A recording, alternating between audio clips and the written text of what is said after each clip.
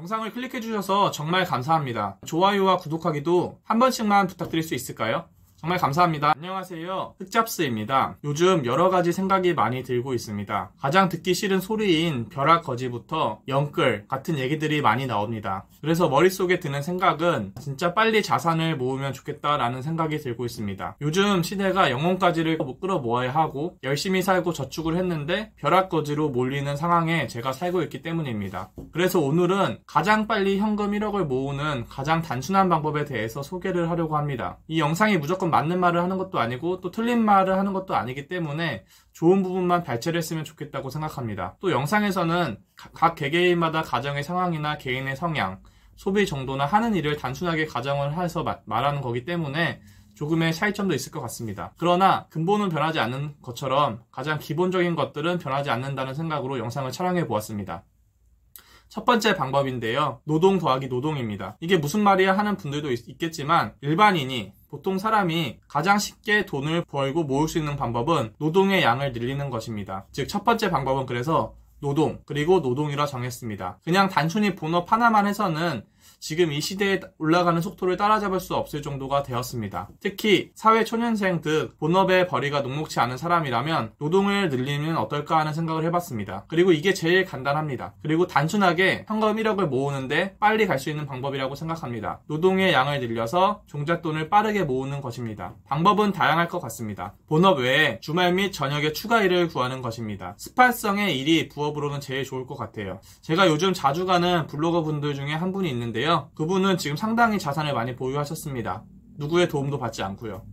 자산을 어떻게 모았나 제가 모든 글들을 다 읽어보고 또 물어봤더니 본업을 기본 베이스로 해서 일이 끝나고 배달을 주말이나 밤에 계속해서 몇 년 동안 지속하셨다고 합니다. 그렇게 종잣돈을 빠르게 모으셨다고 합니다. 사실 다른 재테크 방법을 고안하고 몸으로 노동을 하여 돈을 버는 게 가장 쉬운 방법일 수 있을 것 같아 이렇게 첫 번째 방법으로 소개를 하고 있습니다.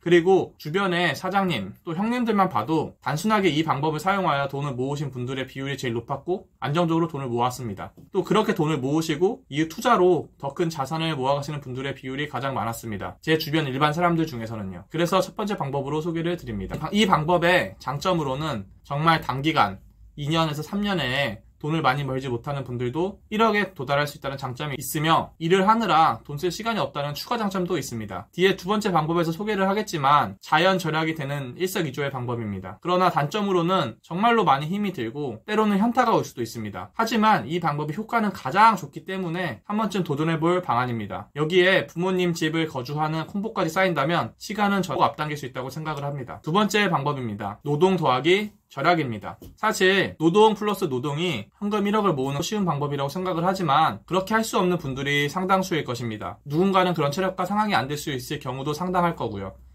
이 방법은 첫 번째 방법보다 속도가 훨씬 느릴 것으로 생각됩니다. 긴 시간 동안 강한 인내심을 가진 분들이 활용한다면 참 좋을 것 같습니다. 극강의 절약 방법은 요새 유튜브에도 소개가 돼 있으니 참고하시면 좋을 것 같습니다.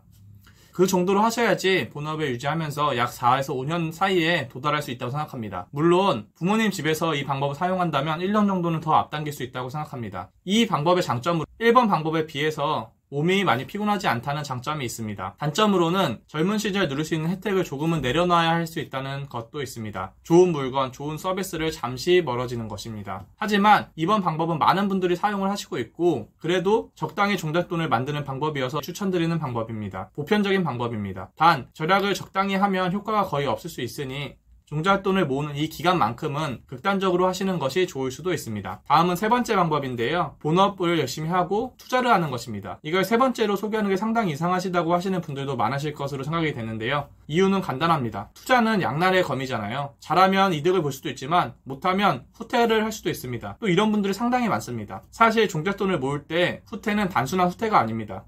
일부 후퇴가 10부 후퇴가 될 수도 있기 때문입니다. 만약 투자를 해서 실패한다면 의욕 상실, 또 현타가 강하게 올 수 있습니다. 그래서 세 번째 방법으로 소개를 드리는 것입니다. 또 두 번째 소개드렸던 방법이 없는 3번 방법은 큰 효과를 거두기가 어렵기 때문에 3번으로 소개드렸습니다. 1000만 원의 10%와 1억의 10%는 상당히 많이 다릅니다. 아무리 많은 수익을 냈다고 해도 시드가 작으면 큰 수익일 수 없습니다. 이 방법의 장점으로는 지속적으로 투자에 수익이 날 수 있는 경우에는 이번 반복보다 빠르게 목표를 달성할 수 있다는 장점이 있습니다. 그러나 양날의 검이기 때문에 반대가 될 수도 있겠죠. 따라서 방법을 잘 선택해야 될 것 같습니다. 정리하자면 사실 이 세 가지 방법을 소개하였지만 이게 정답이 아닐 수도 있습니다. 제 생각에 가장 좋은 건 본업, 부업을 하고 극단적 절약을 자연스럽게 한 후에 그 와중에도 투자 공부를 적극적으로 하여서 투자에 올인하는 것이 젊을 때 할 수 있는 제일 좋은 방법이지 않을까 싶습니다. 그러나 한 번에 많은 걸 하려면 힘이 들 수 있기 때문에 기초 단계부터 차근차근 이렇게 설명을 했던 것입니다. 종잣돈이 없으면 사실 요즘 시대에 무엇을 하기에는 쉽지가 않습니다. 예전에도 똑같았겠죠. 사실 할 수 있는 게 거의 없다고 해도 과언이 아닙니다. 따라서 자신의 방법에 맞는 방법을 찾아서 최대한 빨리 종잣돈을 만들어 자신만의 자산을 불리는 작업을 한다면 더 좋을 것 같습니다.